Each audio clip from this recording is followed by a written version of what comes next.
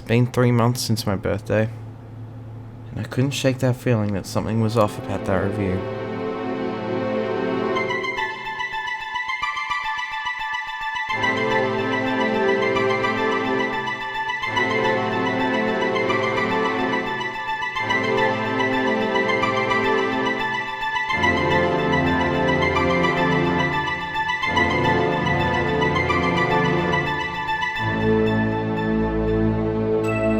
Lachieninja channel isn't mine. 10 million in a year?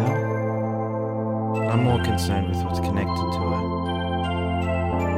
it. Seems like that's the reason that the video disappeared.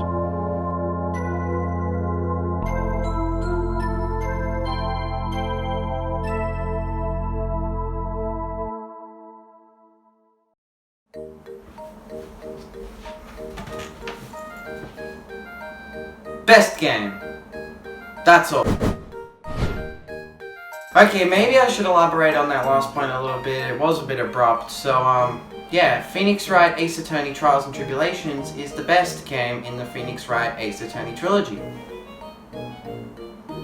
Phoenix Wright Ace Attorney Trials and Tribulations serves as the third and final chapter to the Phoenix Wright Trilogy in a sense, yet each game is definitely substantial enough to hold up on its own as a full game. It is different than the first and second game in that you definitely do need to play them to understand what's actually going on, so that can be really jarring and the characters would be far less developed for new players jumping straight into the third game first for some reason.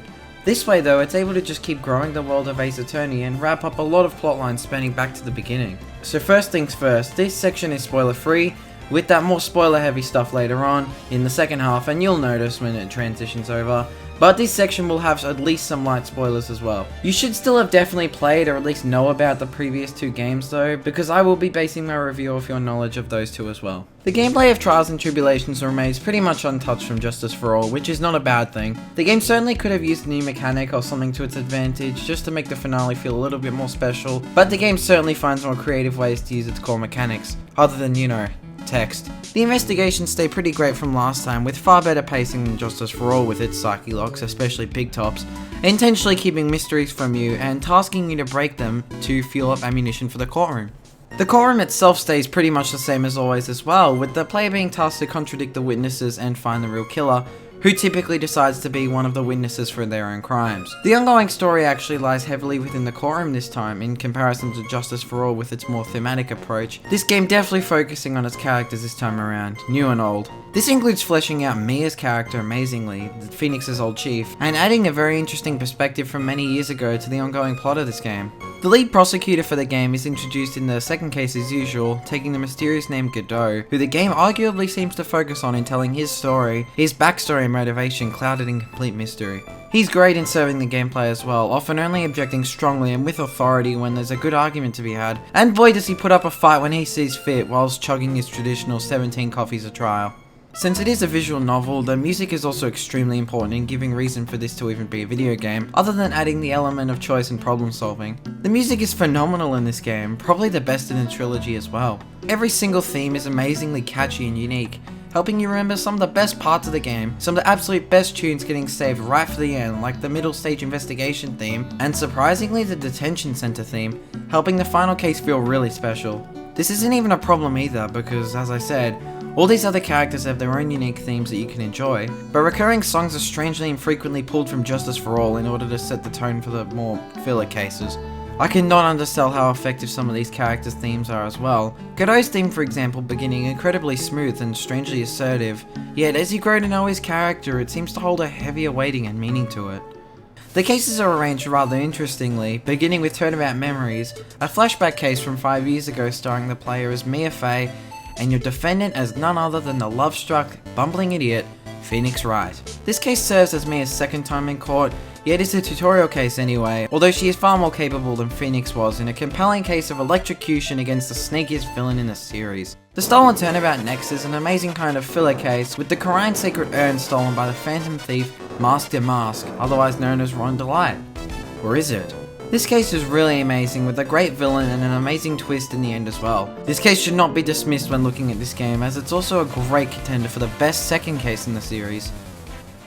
Recipe for Turnabout is a peculiar one, suffering quite typically from the Case 3 curse of the trilogy, in that it's full of filler content and seems to drag in more areas where it doesn't. However, this one is rather different, as the investigations themselves are really interesting in trying to discover what the victim was really up to, and other various strange encounters going on as well. The problem here though is the killer themselves is not that interesting at all, and is very typical, like easily likened to Red White in his schemes, with a more rage-induced intimidation than one of power.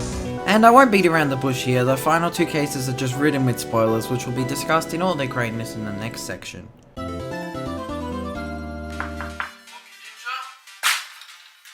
You're under arrest for mass fury genocide. See? That! What the hell? I'm the one in control. I'm the one in control. Whatever, man. Lunatic. I'm the one in control. You're an absolute clown. Clearly we missed it, alright? So look, you're hired. This thing is clearly a threat. It's in every outro except for the first one. Is there anything you guys can provide or something? You are a professional institution after all. Yeah, obviously, but here. We found this little memento outside the house last time we investigated, but we don't really know where it came from, and it could honestly just be useful in recognizing him. Lachie wasn't even acting that suspiciously though. It seems he's got no clue what's going on. Well, thank you for this chance. I'll catch him for sure. But seriously guys, furry genocide? Hey man, shut up! We need to get him out of there somehow. We're all put here to save him anyway.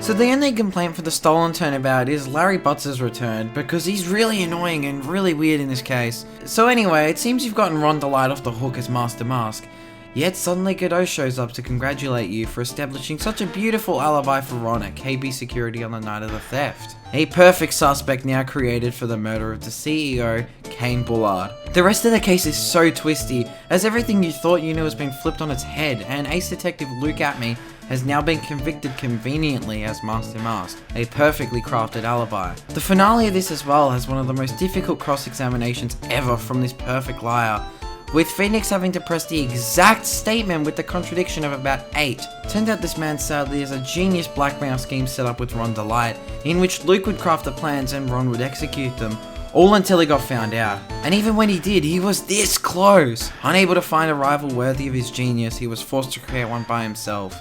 Here he is, the tragic clown.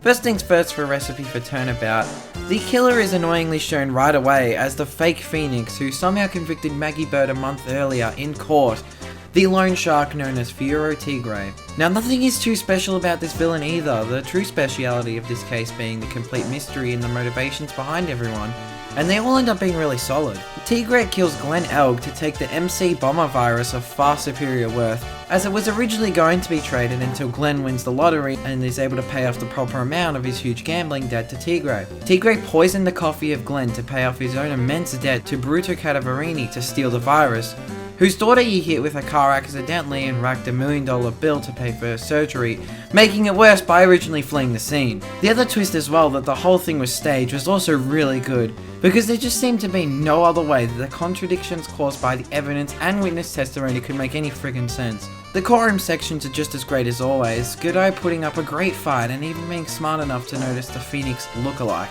The real problem for me here, other than the villain, was the characters themselves, like Jean Armstrong and Viola Cadaverini, and Victor Kudo. They really irked me for some reason, and despite seeing a little bit of growth from the latter two, they still receive it far too late to seem redeemable for me anyway. So, Turnabout Memories, again the first tutorial case of this game, showcases Dahlia Hawthorne, Phoenix Wright's girlfriend at the time, and she is the most cold-hearted, sadistic killer in all of Ace Attorney. That last position is indeed debatable, but she is such a cold-hearted, manipulative killer who simply kills for her own convenience. Her own family members no less, which just makes her return all the more enjoyable. The game creates some excellent tension across the remaining cases until we return to this demon, her theme scarily evolving in the player's head as it grows from delicate to haunting, every time it would show up once again. Phoenix at the end simply monologues about how something has caused all this to come up again, and that tension from this character holds right until that end. Now this case is why showing off Dahlia from the start was so great, because her true evil saps through as you actually corner her. But as it was said that Mia was actually traumatized by the events of the first case, you know she logically can't break her here, and you can't win. Yet when this case brings in Melissa Foster, you feel stronger than ever that you have to win this and bring her down. The game knows you know what she's capable of, especially when she does exactly what she does to Terry Falls in a last-ditch effort. She had this man completely dazed all over her, but you can tell he's completely damaged from his lovely Dahlia's first disappearance 5 years ago. She supposedly died at 14, yet she only does it to steal a very valuable diamond from her father, then jumps off the bridge to steal it all for herself. Diego Armando is introduced as well, a defense attorney previously established in Turnabout Memories, which is Mia's second case a whole year later, to be her boyfriend who had been sadly lost to poison, the very same suspect unsurprisingly being Dahlia Hawthorne later on. His purpose in this case is just to develop him a bit more before his tragedy. He does look a bit familiar, doesn't he? This case is a strong case, although short, with young Edgeworth right off the bat working his first ever case, who alone is on the ball throughout the entire thing. He knows exactly who this witness is from the beginning and attends to her swooning demeanor anyway, just so he can keep her wrapped around his own finger by thinking he's just delighted by her. Yet the Von Karma influence is all there in the brand new sprite work as well, the game doing Edgeworth justice as usual with his arc as they always have. Then all of a sudden, Mia once again has Dahlia cornered at the end of the case, the player themselves anxious to see how it could even all slip away at this point, when Terry ingests the poison from the necklace they promised to take if they ever lost faith in each other. Dusky Bridge for me would truly be one of the only places in Ace Attorney to send shivers down my spine from Turnabout Beginnings alone. But God, was the ride just getting started with that damn bridge.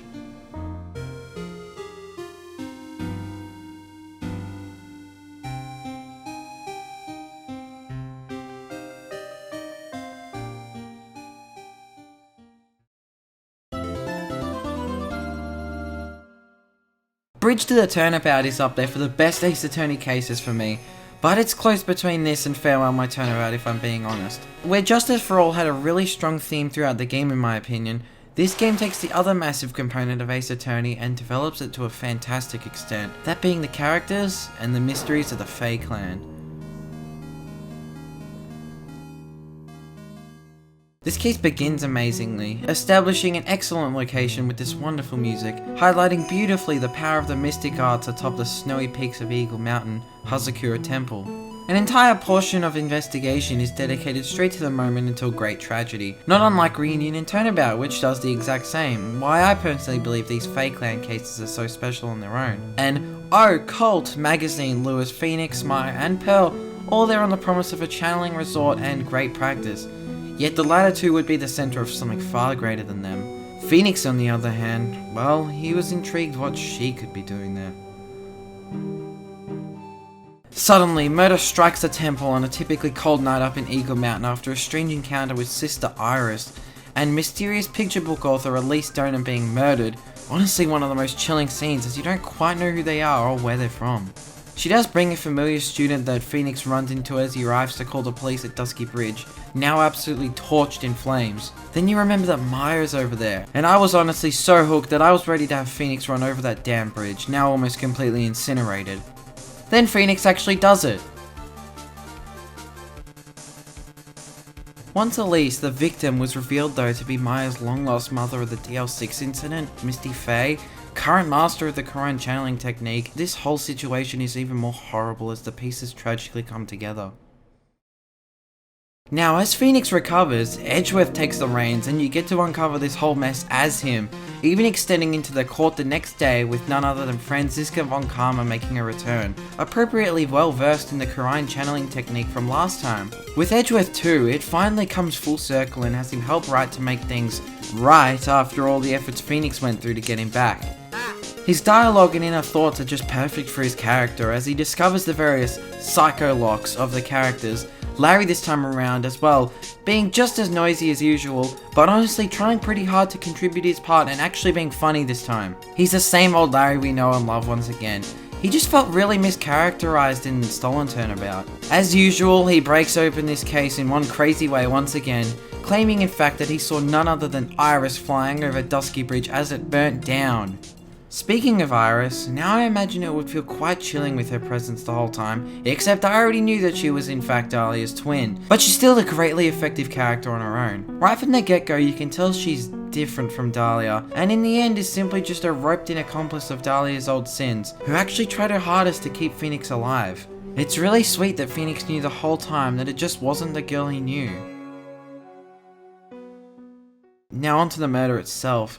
As you continue to investigate further and further, everything becomes far more twisty, with both Maya and Pearl missing since the night of the murder. Phoenix eventually gathers that Morgan Faye's schemes to kill Maya lay behind the whole thing, and is completely uncertain whether or not she's dead or not, creating a really weird tone in that you're worried if they succeeded or not. Except again I already know because she returned in Spirit of Justice, the 6th game. She even used her own deceased daughter though, Dahlia Hawthorne, who had justly received the death penalty for the events of Turnabout Memories. So many twists to continue to come through, and possibly the best one of all is that Dahlia stood in the courtroom for the entire 2nd day of trial unbeknownst to all, and puts up a hell of an arrogant and bitter fight in the courtroom as Godot returns as well, to spite the demon who ripped everything from him, including his chance to save Mia Fey as he lay in a coma for years, only waking up to her death. And just like that, Dahlia also gets one of the greatest send-offs in Ace Attorney history, but yet the real killer lay behind.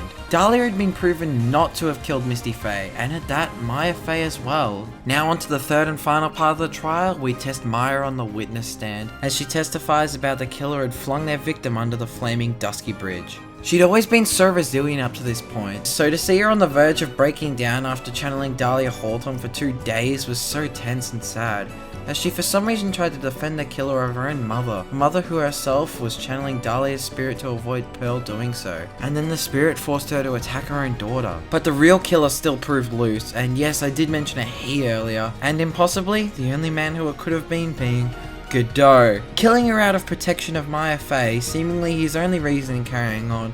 She tries her hardest to protect him just as he did for her. Or was it really for that reason?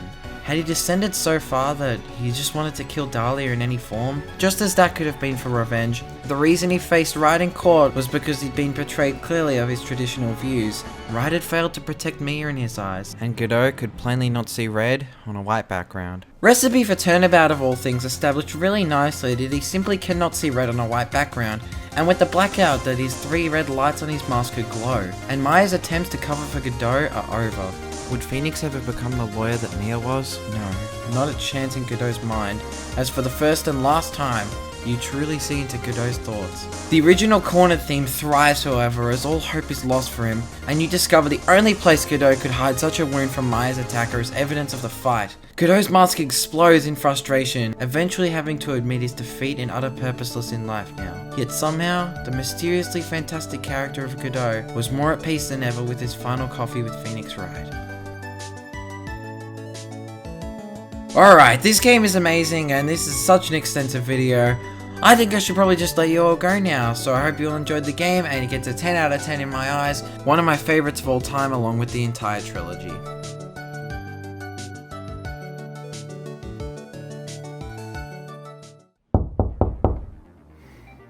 Again. Bailing him out twice wasn't enough to get them off my case, was it? Hello, my name is Detective Lachie. We've had some reports of suspicious activity going on in this household, so we're going to have a look around here, starting with this here computer. This guy on play, huh? Lachieninja will rise again. And we all need.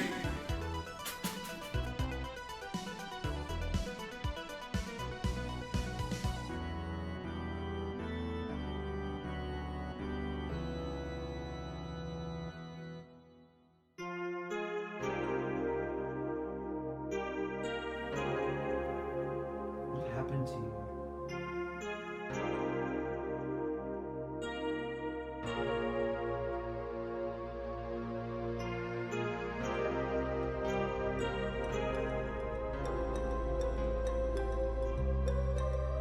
The video, it's still there, you know.